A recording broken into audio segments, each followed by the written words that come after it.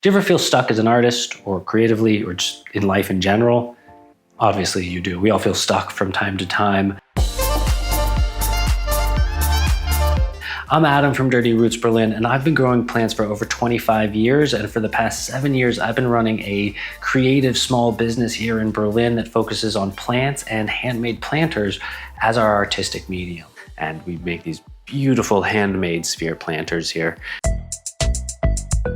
As a creative person, I'm often trying to do new things and looking for new inspiration. And part of always kind of creating means I'm always pulling from my creative well. And in order to be able to continue to do stuff, I need to continue to fill that well. And that term, filling the creative well, comes from Julia Cameron, who was the writer of The Artist's Way, which is sort of self-described as a 12-week recovery program for blocked artists.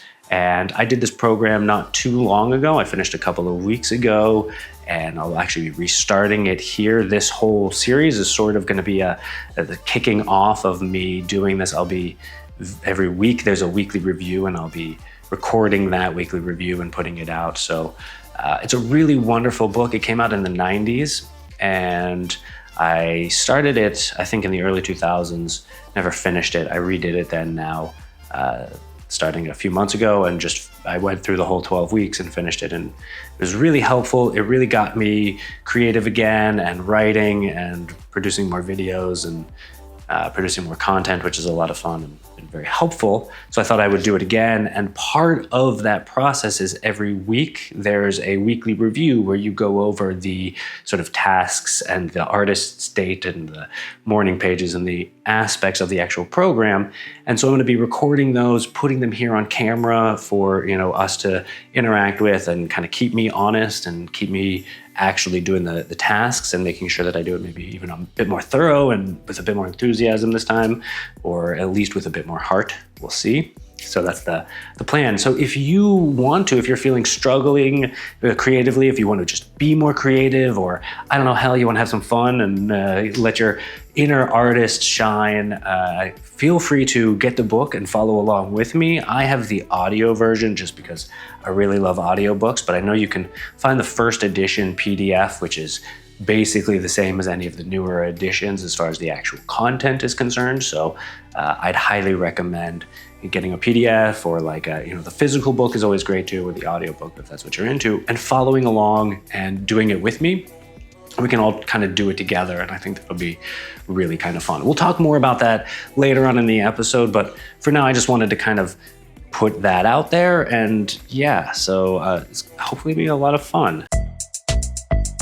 A little context on who I am, where I come from, how I got to this point, basically.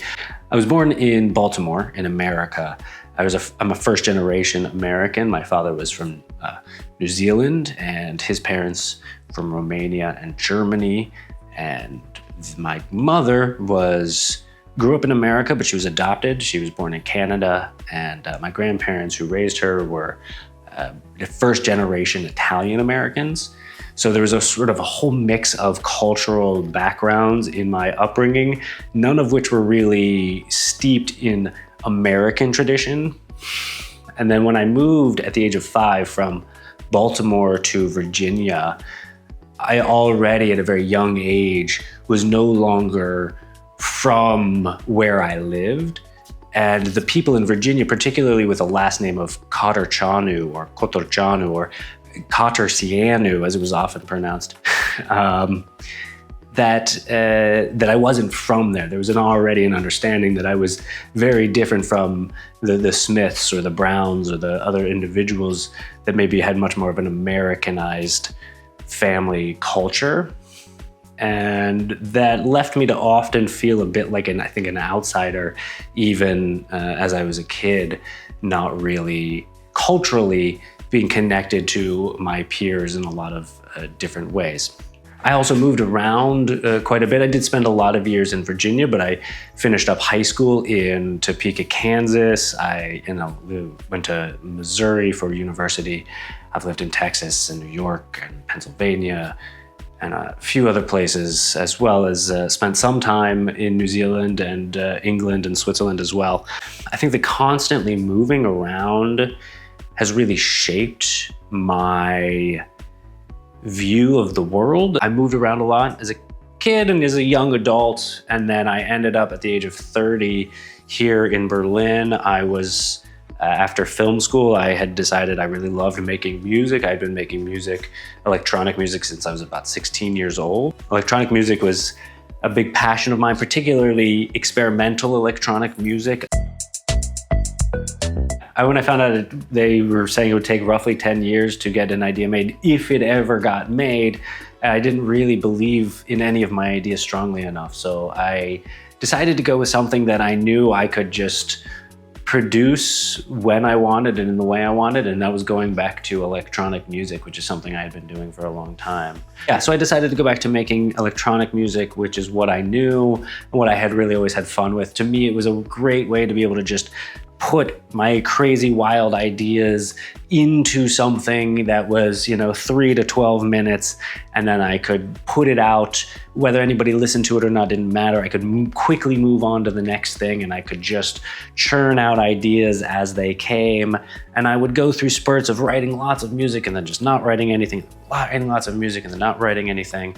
And I'll put out quite a few albums, probably about an album a year for a number of years. I don't even remember how many albums I put out because so many of them were just done very quickly. Whatever, it doesn't matter. I put out a lot of stuff over the number of years, very experimental, I would say, or not good, but I had a lot of fun doing it. And I also at that time DJ'd. Most of the DJing was a bit more, I would say, mainstream for the audience. I would do everything from sort of house music to funk, early, funk and disco, or, like soul music. And my favorite, of course, was experimental, where I'd be multi-layering all sorts of different tracks on top of each other, from blues and rock and roll at the same time, like happy hardcore, but slowed down. And to me, having multiple types of music all playing together in a way that is organized, but not in a fashion that fits into any standard musical organization. Try to say this a little bit more simply. So for example, Western music, there's the key of C, the key of A, the key of E sharp minor, and all of those then have particular notes that fall within that key. And I said, fuck that, I don't want to follow any of those sort of structures, but I still want to have structure within this sort of chaotic soup that I was creating. And to me, that is where a lot of the magic sort of happens. I completely appreciate and understand artists who are meticulous in their outset approach, but I am more of a discovery from the chaotic primordial soup kind of approach. And this is expressed very much in the sphere planters that I make, and in the way that I grow plants, and even the way that I comprehend space and time and our existence within the universe, all relates to the fact that we are sort of an organized noise that comes out of the chaos of existence, but we're only one form of organized noise.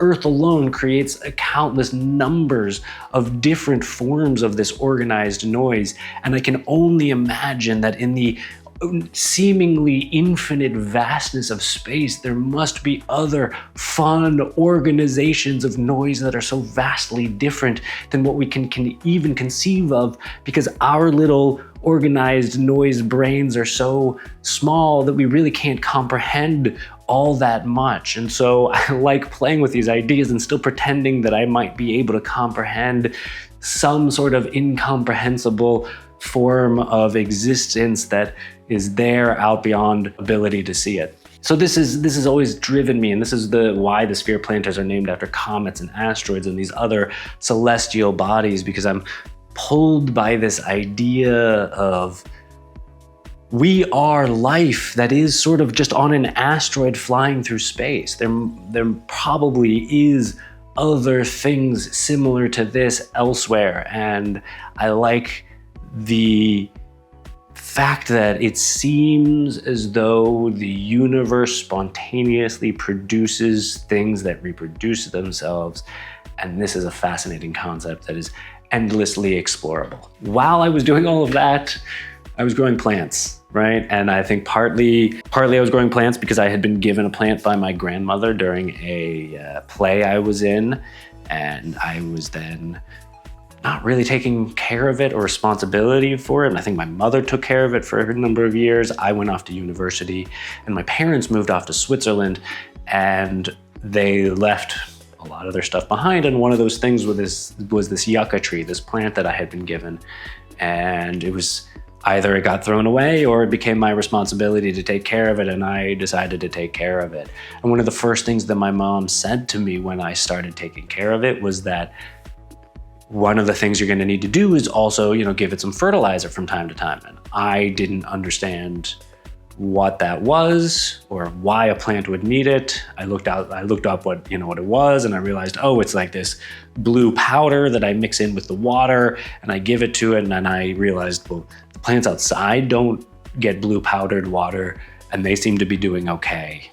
What's the difference?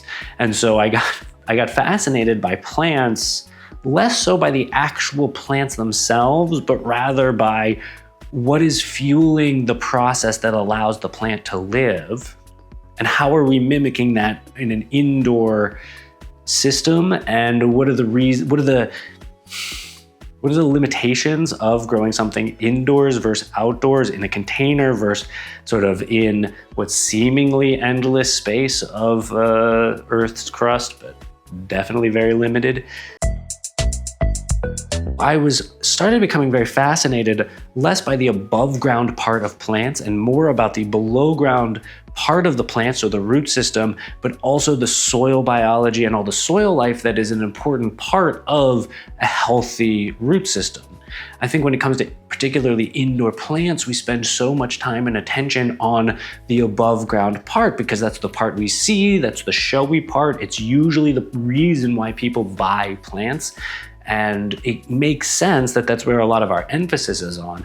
And I started realizing, at least for my own approach and my own way of interacting with plants, that the best way for me to do that was actually to focus on the soil itself and the living biology that I could cultivate within a soil system, so that the plant basically took care of itself, that I didn't have to do a whole lot to the plant, have to worry a whole lot about the plant, that if I took care of the soil, even if the plant died, to me it was okay because the death of that plant actually fed future soil for me. So it took away any stress of, plants dying, because they were the future food for my future plants. And to me, that was more a natural process of how things were growing in nature. It got me closer to sort of the weird fact that life exists here on Earth and how I could mimic that indoors, and the fact that I could start using my own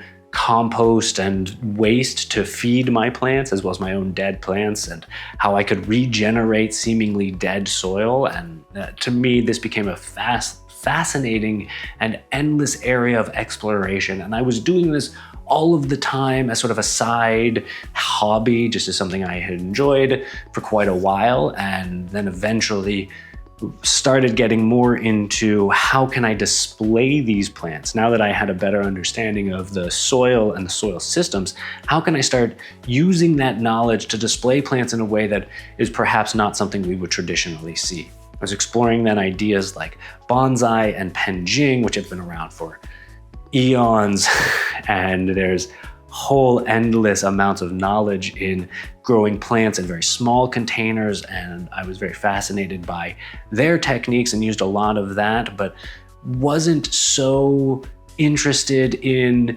exactly replicating that style, but using that knowledge to then further this expression of what life is like outside of our own planet. It makes me think, I often think about that book, The Little Prince, and think about that little asteroid that he was on with that rose that was under that glass. And to me, there's something I don't know, something fascinating about how life would appear elsewhere. So yeah, and I think too, one thing that has always been a driving force in my particular fascination with plants as an artistic medium is this concept of urban decay.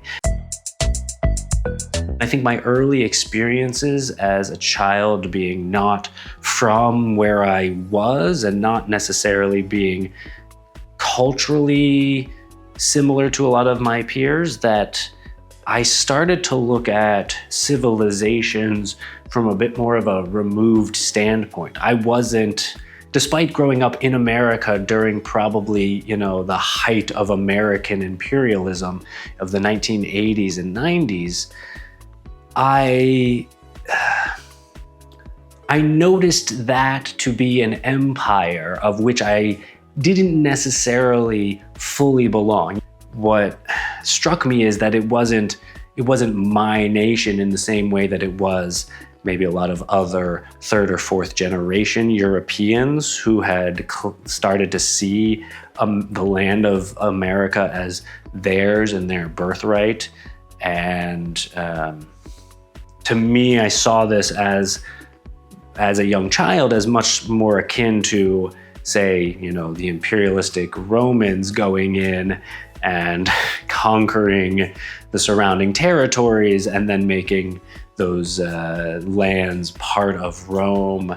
And seeing this, it really then, as I learned about ancient civilizations and I looked at the leftover structures of these ancient civilizations, I started thinking about the destruction of our own civilizations, even as a young child, recognizing that, okay, whatever power system that we're a part of will not last forever. No power system that had happened before is still in existence. So there's a pretty good chance that the one that I'm currently a part of won't be around forever. And that maybe gave me a little bit of distance from the, say, environment that I was growing up in. I started seeing not just America, but all countries in general as these little fiefdoms and kingdoms of the Middle Ages vying for their own positions of power and dominance, which is very much the geopolitical situation. But seeing this as a sort of 6 or 7 year old, then started to play with the ideas of what are these civilizations going to look like when humanity is no longer around, or when humanity has forgotten about what we now perceive as being, the great and almighty. And so I started thinking about urban decay and observing how plants interact with an environment. When we often eradicate many of the plants from an environment. When we turn it into an urban environment, we pave the streets and we build these tall buildings which block out all of this light. We maybe plant some street trees of non-native varieties, and it sort of becomes this concrete jungle. But when that jungle is no longer inhabited by the people that created it, the jungle starts to overtake it, and very quickly. And what does that look like? Even while we still inhabit it, we have to constantly fight back the encroachment of nature. I mean, we are nature ourselves. Humans are as much a part of nature, and therefore, in my opinion, our constructions are as much natural constructions as much as an anthill is a natural construction, just because it's done with quote unquote more complex methods and materials, just make it no less natural than an ant moving earth to create its own underground structure and an anthill above ground. To me, it's the same thing. And if that species is removed from that natural structure, although seemingly unnatural, how does the nature then take it back? And it's really fun to watch and think about how nature takes back over ancient civilizations and what that would look like for ours. But then also, assuming we ever become an interstellar species, which I'm not entirely sure we should, we might it might be okay if we just run our course here and die out in the next 3 billion years, assuming that we can even last that long. But my point is, if we ever become an interstellar species and we come across these planets that have signatures of biological life, there's a very good chance that those civilizations will have lived and died out centuries, if not eons, before we ever arrive there. And so we will be discovering not current living civilizations, but the ancient remains of those civilizations of some previous civilization of a foreign planet. And to me, this is like a fascinating, endless concept. I know it's been explored by sci-fi writers for forever, but it's reflected in the way that I like to present plants, in a sense, as though we might be explorers someday to future planets and not find it inhabited anymore, but it had been inhabited once long ago. And what we can learn by being the archaeologists, not of human civilization, but of aliens. I also think that Dirty Roots Berlin is in some ways an extension of my appreciation and understanding of plants and the way that they grow, and the fact that they take way more time than perhaps humans want to give them, that they go at their own pace, and that's reflected in the creation of the sphere planters. That's not something I can really do very quickly. It takes time to build each layer slowly, layer by layer, and so that also is reflected in plants. I mean, depending on the kind of plant, a monstera, for example, grows one leaf at a time. I mean, obviously there's multiple branches, but generally each branch is growing one leaf at a time. Even a Ficus benjamina, which may be covered in thousands of tiny leaves, usually it's just at the end of one branch where one leaf is starting to grow. Otherwise, it's branching and starting off its own new leaves somewhere else. And it's reflected in that process. And I like that it forces me to move slower. Particularly, I think somebody like me with this sort of fast-moving ADHD kind of brain, that I often want to just rush through a lot of things so that I can get on to the next thing.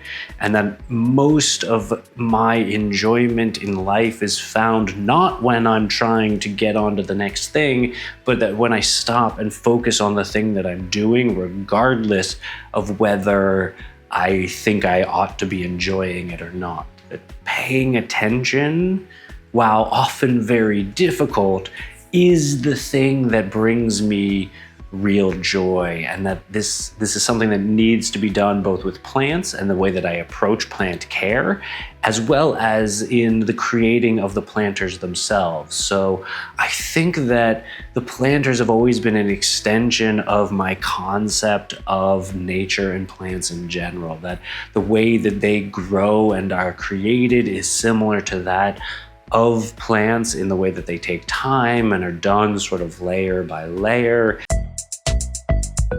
The idea is that the sphere planters themselves have always been a bit of a reflection of my feeling and inspiration around how plants grow in general. So plant growth is very smooth, very slow, deliberate process, just like it takes to create these spheres. Somebody like myself, which generally has a very fast-moving sort of ADHD brain, that I find that despite the fact that I'm often rushing to get on to the next thing, because even if it's something I enjoy, I'm already bored and want to be doing something different, that my life and the things that whether I enjoy them or not, my life is improved by paying attention to whatever I happen to be doing. That I find more joy even in the things that I hate by slowing down and paying attention.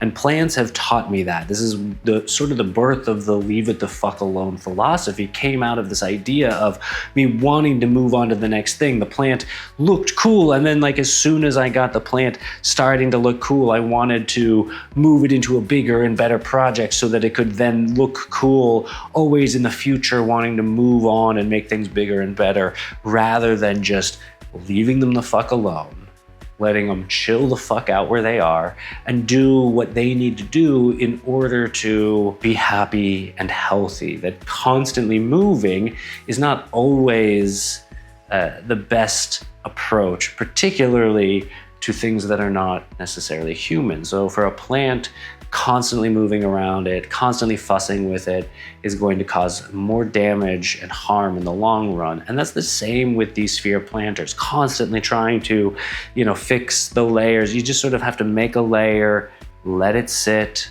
let it dry. I can't go in when it's half dry and start putting a new layer on there because it's just not gonna work. The materials aren't gonna connect to each other, that there needs to be this period of rest. And this period of rest is a very important part for all aspects of life. So, we need to sleep, yes, but we also need periods of creative rest. We need periods of emotional and physical rest. I think the bodybuilders understand this better than anybody, that if you really want to build strong, hard muscle, it's built going in, and exercising is actually the tearing down of the muscle, that the building happens when you rest, that the real memory and learning of skills happens when you're sleeping, not when you're actively learning them. When you're actively learning them, you're putting this and sort of reshaping the brain, but it doesn't get solidified into the brain until we've slept. And that is true for plants, for humans, for the art that we create, and the way that we live our lives. And I think that this has been a through line in my philosophy in every creative endeavor. I think it's just ingrained in the way that I see the world, and therefore is going to be expressed in anything that I do creatively. Why did I start Dirty Roots? I started doing this while I was still DJing and making music. I was already doing this on the side as a hobby, and I thought these things were looking pretty cool. I wasn't quite making the sphere planters, but I was doing some kind of fun, funky things with plants and wanted to try to find a way to make some money off of doing that. And so I kind of put this business together, first starting it as just as a small artist, and then eventually I turned it into a business a few years after. So I set Dirty Roots up as an avenue for me to be able to express this artistic side of myself. And then, of course, in 2020, Corona hit, and pretty much all of the DJing and music jobs that I had been doing were gone overnight. And about a month later, after people had been locked in their homes for a little bit too long, that they started wanting to decorate them with houseplants and cool looking things, and people were, really getting into these sphere planters, and that really took off, and that became my focus. That was sort of, I switched from one creative outlet to another fairly quickly. It worked out very well for me, which was really nice. And then this has been sort of my focus ever since. After Corona, I did one, maybe two DJ gigs. Post-Corona, I think I did 2 DJ gigs after Corona, maybe just one. And I wasn't feeling it anymore. And I think that aspect of my life, that time in my life had passed. And I was ready. I knew at that age when I started making music, it was not something I was going to be doing for the rest of my life. I knew it was kind of a younger portion of my life. Even at the outset, I think in my young 20s, I was pretty sure that I was going to be done by the time I was 40, and I think I stopped at about 39. And I think that's been beneficial for me. Not to say that you need to stop doing particular art forms.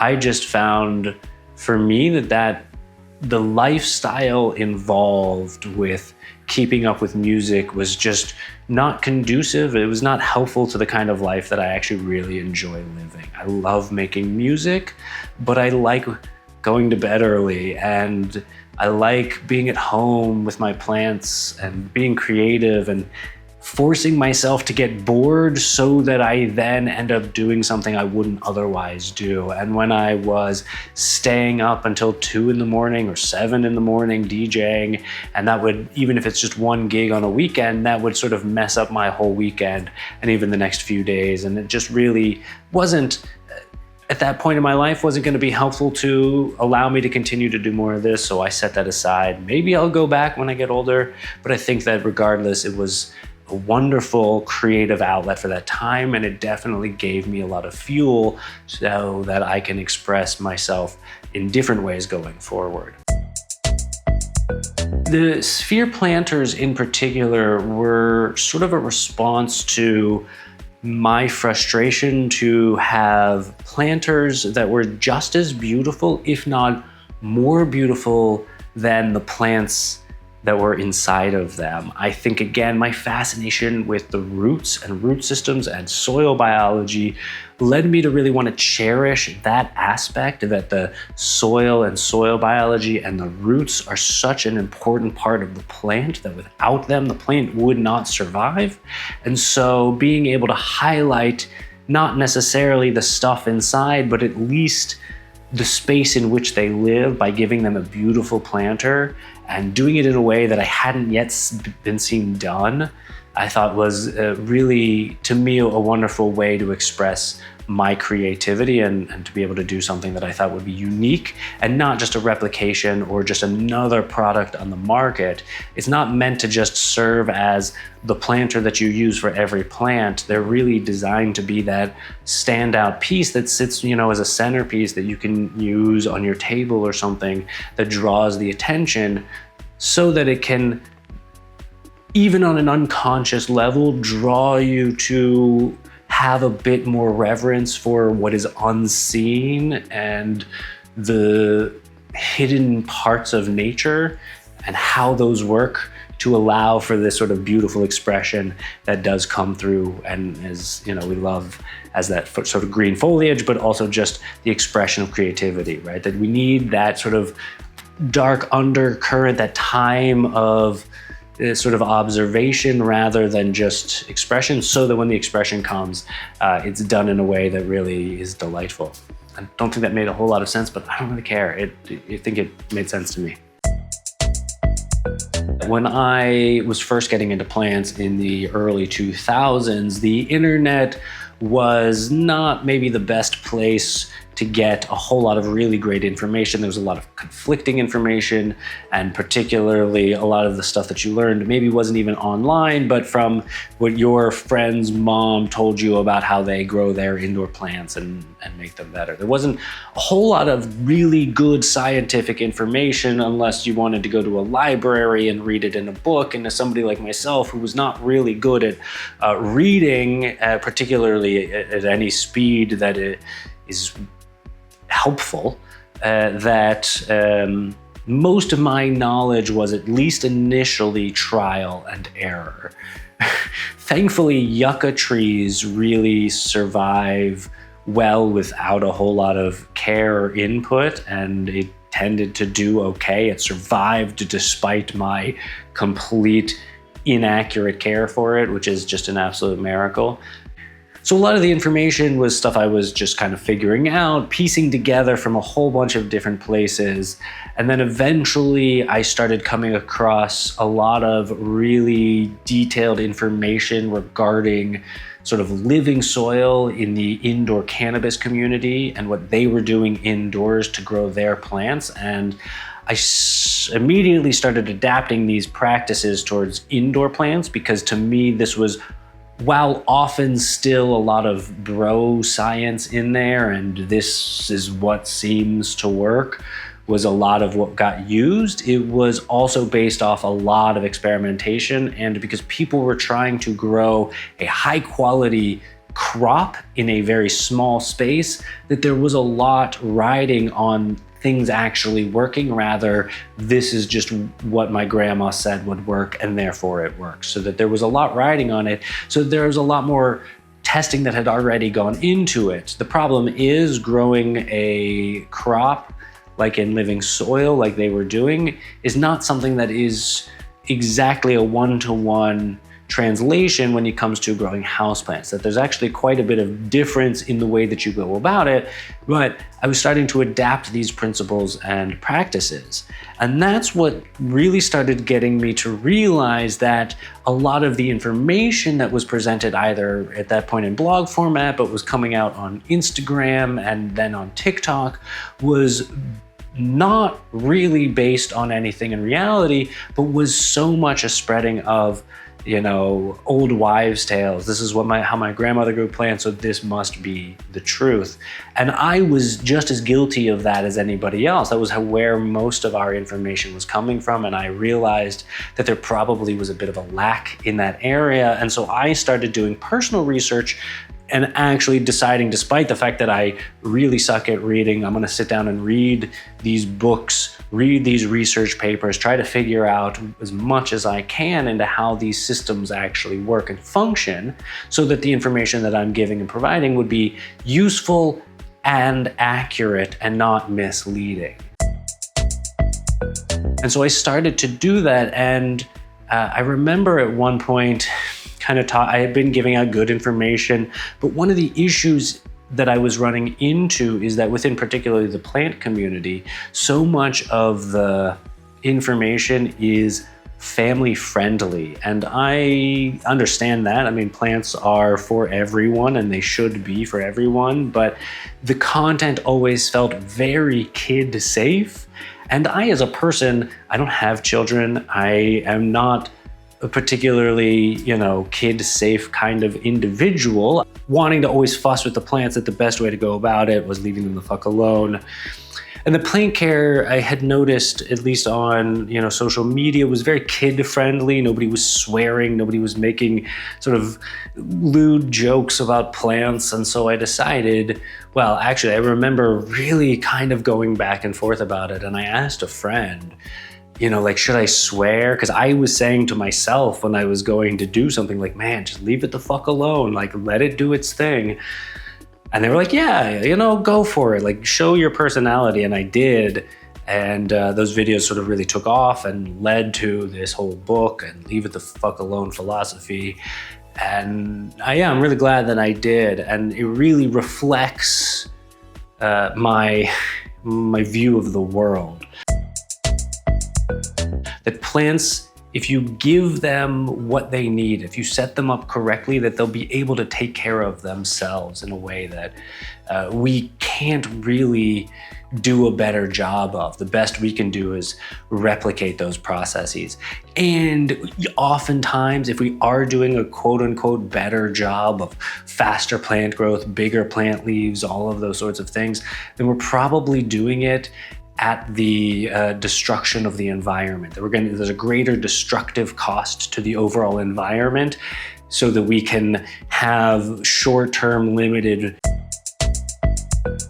And to me, that wasn't exactly what I wanted. I was not at that point into plants because I was so wanting to drive the maximum growth of the foliage, but rather to have a closer connection with the underground and the unseen, and recognizing that the foliage or the plants and the leaf growth that was above ground was a representation of whether or not I was doing a good job. That if I saw good, healthy growth above ground, that meant I was probably doing a good job somewhere below ground.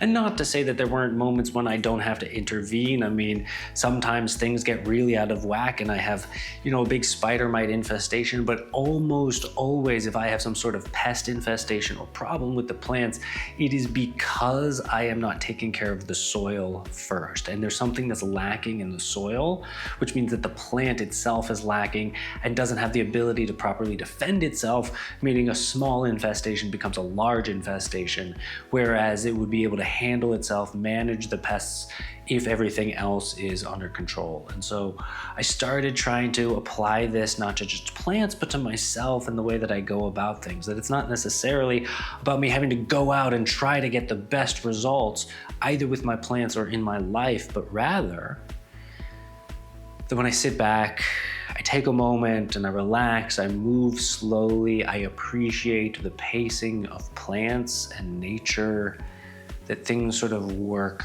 out without me having to do a whole lot. And this has always been true throughout my life. It's just sometimes I don't always trust that process. And when I do trust that things will work out, when I don't try too hard, they always seem to.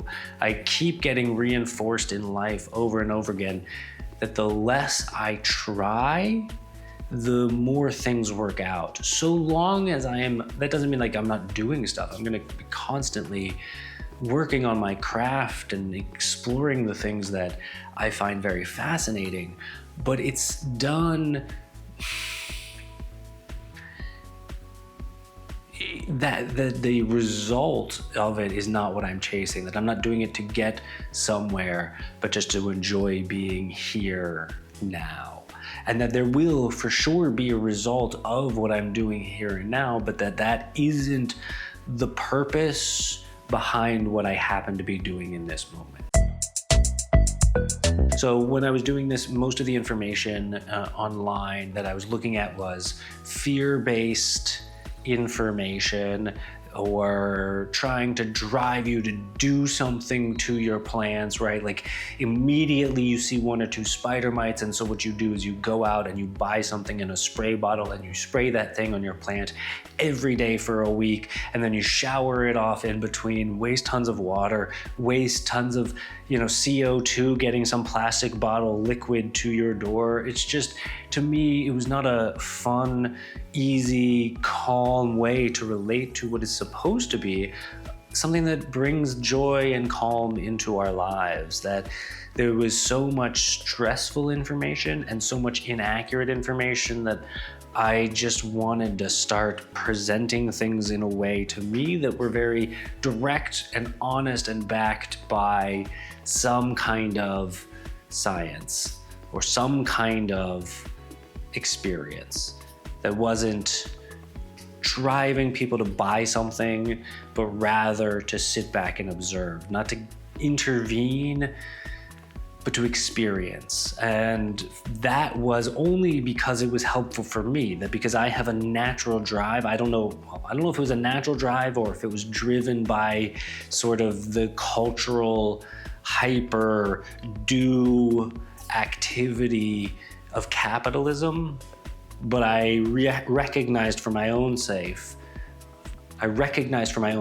that slowing down and not always intervening, seeing what was happening, seeing if there was an alternative route, perhaps a less invasive route, maybe something that would get me 70% of the results, but that I could source locally or from my backyard. I tried to explore different avenues and try to think of it in a creative manner and present that. The thing is, I didn't end up presenting a whole lot of how I started to feel about things. Just little bits here and there. Like TikTok, where I was doing most of this, is not particularly great for in-depth discussions on soil biology. It didn't really seem that people were interested in that. They just liked it when I told them to leave things the fuck alone. It led me to a really much more relaxed approach to myself, to my art, and to the way that I ended up eventually sort of just approaching life in general. When I was building the sphere planters, I was trying to think of different materials to use, and I ended up with concrete for a couple of reasons. One, it's easy to source. Two, it doesn't require, on my end, a whole lot of extra, particularly space-taking and energy-consuming accessories. So, for example, if I was going to use something like clay, which is clay needs to, in order to then be turned into a sphere planter, we would need it to be run through a kiln. In other words, fired at a very hot process, which not only does that kiln take up a lot of space, but it also takes up a lot of energy to run. Now, that doesn't mean that concrete isn't without its environmental impacts or cost. I mean, it is for sure no building material is good for the environment. If I were to make a planter out of wood, there would be some environmental impacts as well as longevity concerns. So for example, if I make a planter out of wood, you either have to treat that wood or that wood will rot. So by treating the wood, you're introducing harmful chemicals, then there's also an environmental impact to those chemicals, or the wood will only last at best a couple of years, depending on the environment and depending on the plant that's growing inside and how wet that soil is. And then with clay has to be mined. It then also has to be fired at a very high temperature. And so there are those sort of environmental costs. Concrete has to be mined as well, and is a combination of several different ingredients, and therefore those have to be sourced from very far away. It's very heavy, so there's a large CO2 cost in moving it. But no matter what you use as a building material, you have to use something. And so I thought about the different building materials that were available that would be of low impact and high success. So wood is gonna have maybe a lower impact, but a very low success rate. It's gonna not last very long. So if I were to make wood planters and sell them, you would be able to use it for a couple of years and it would be destroyed. If I were to make a terracotta planter, it would have a higher environmental cost and a high space cost as well. And so to me, that was a big deterrent. And for me, concrete had a lower environmental cost on the smaller scale compared to some of the other alternatives. Like plastic has a very high environmental cost in a lot of ways. So I think that because the concrete will eventually, sort of as it breaks down, go back into the environment, but at a much slower rate than say something like wood, it was a great medium to express my vision. The other really important reason to choosing concrete is I live in Berlin. I was born in Baltimore. I lived in New York City. I've spent a lot of time both in urban and much more suburban and more rural areas.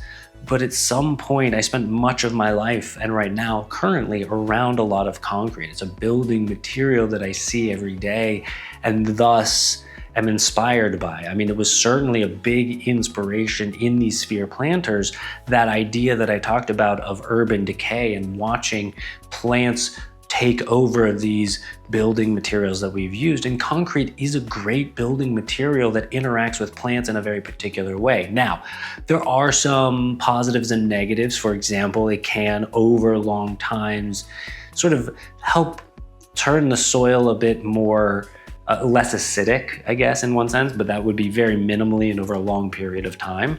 But it certainly can happen. There's definitely an interaction that happens with nature, but plants in particular seem to have a way of utilizing and using concrete as a home, particularly when we are done with it. And so it may take some time, but I like that aspect of it. Being surrounded by concrete, it just seemed to me, of all of the things available, the most in line with what I wanted to say and how I feel about what I want to say.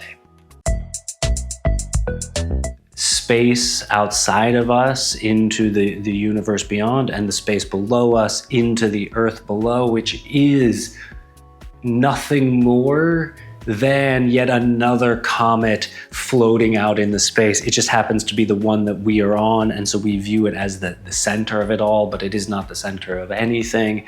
There is no center, and thus everywhere is the center. It is just simply another space rock that happens to have life. And yeah, I wanted to express that in the way that I see it every day. So, I mean, I've been an artist here in Berlin since I got here. Haven't been running Dirty Roots the whole time, but I was doing, very experimental DJing and art shows, and it's a cool city to be an artist, but it's also not the easiest city to necessarily survive in. I mean, you can do your art, but it's definitely a place where there's oftentimes, it can be a very hard city, right? It's very cold and very dark during the winters. And if you're not mentally prepared for it, or if you don't take the sort of, you don't do what you need to do in order to be able to get through it, it can be pretty hard, but it can also, out of that hardness, birth a lot of great creativity, as it clearly has for a lot of different people. And so, yeah, I mean, it's been a bit of a challenge, I would say, for sure, running a business, particularly a creative business here in Berlin, and it's a challenge I've really loved taking on.